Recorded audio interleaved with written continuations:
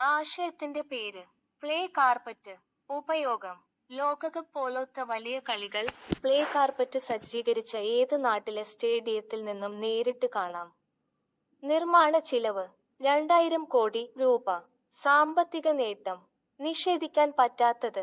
എയർടാൾക്ക് വന്നതിനു ശേഷമാണെങ്കിൽ നിർമ്മാണ ചിലവ് കുറയും.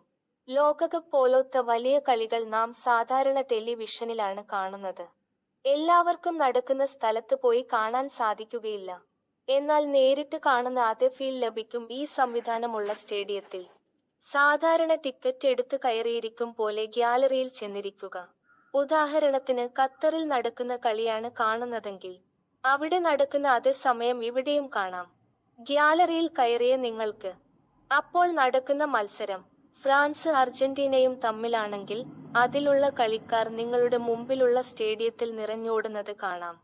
പക്ഷെ മെസ്സി ഗോളടിക്കുമ്പോൾ ആവേശം കൊണ്ട് കളിക്കളത്തിലിറങ്ങി ഒന്ന് ഉമ്മവെക്കണമെന്ന് നനച്ചാൽ നടക്കില്ല.